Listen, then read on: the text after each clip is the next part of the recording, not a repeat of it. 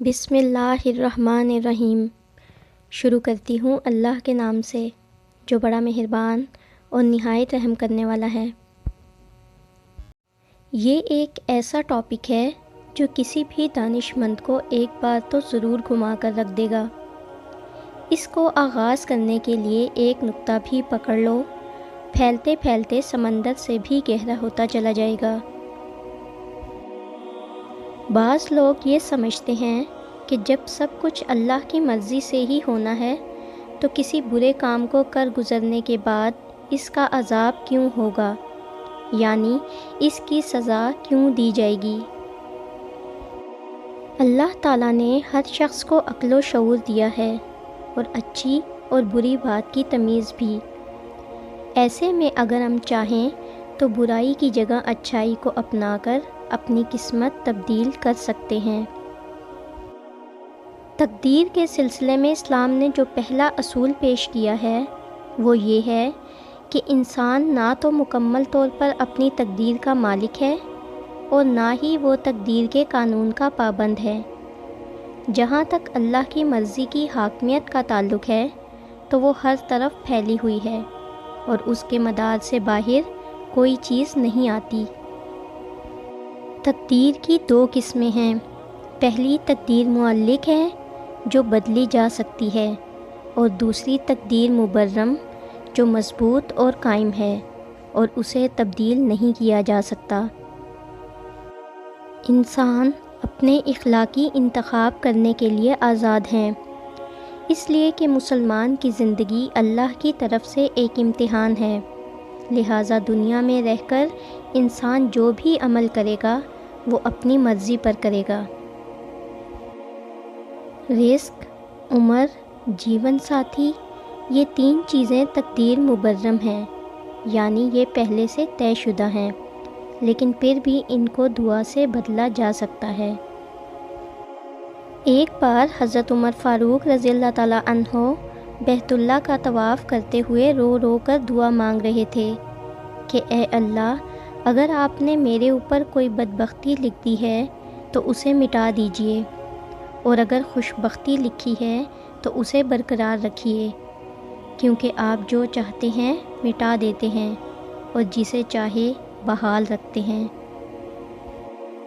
تقدیر دعا سے بدلی جا سکتی ہے، لیکن دعا میں اتنا خلوص اور طاقت ہونی چاہیے جبکہ باقی تمام باتیں انسان کی قسمت میں شامل ہیں جو وہ عقل اور محنت کے ذریعے بدل سکتا ہے، لیکن تب جب وہ اللہ پر یقین رکھے۔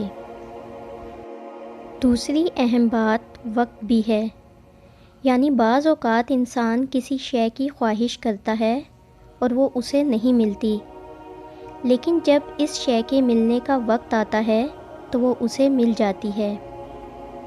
اکثر بچوں کو اس لیے تنگ دستی والی زندگی گزارنی پڑتی ہے کیونکہ ان کے والدین انہیں اسکول بھیجنے سے قاصر ہوتے ہیں، حالانکہ اگر والدین چاہیں تو سرکاری اسکول میں بھی تعلیم دلوائی جا سکتی ہے۔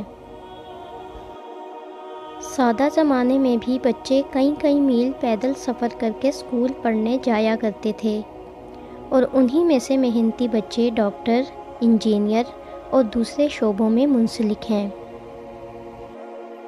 حضرت ابو ہریرہ رضی اللہ تعالیٰ عنہ سے روایت ہے کہ حضور صلی اللہ علیہ وآلہ وسلم ہمارے پاس تشریف لائے، حالانکہ ہم مسئلہ تقدیر پر بحث کر رہے تھے، تو آپ صلی اللہ علیہ وآلہ وسلم ناراض ہوئے، حتیٰ کہ چہرہ مبارک سرخ ہو گیا، اور فرمایا کیا تمہیں اس کا حکم دیا گیا ہے یا میں اسی کے ساتھ تمہاری طرف بھیجا گیا ہوں؟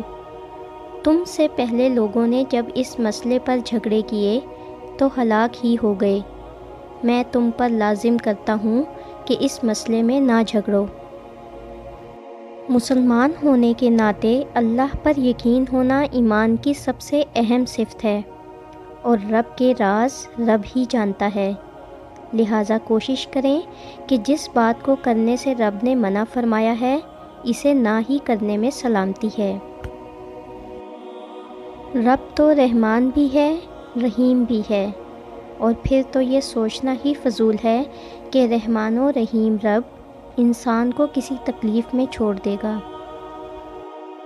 تقدیر پر ایمان لانے سے انسان بیماریوں پر صبر کرنا اور حرام کاموں سے محفوظ رہتا ہے، اور انسان مخلوق کی بجائے خالق سے مانگتا ہے۔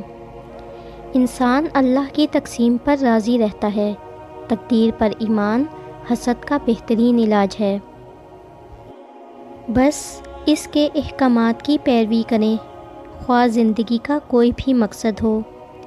شرعی طور پر ادا کرنے کی نیت کریں اور یقین پکا رکھیں۔ انشاءاللہ اس عارضی دنیا کے امتحان میں اللہ کامیاب کرے گا۔ آمین۔ اگر آپ کو ہماری ویڈیوز اچھی لگتی ہیں اور آپ نے ابھی تک ہمارا چینل سبسکرائب نہیں کیا تو برائے مہربانی چینل کو سبسکرائب کر دیں اور ویڈیو کو لائک کر دیں۔ شکریہ۔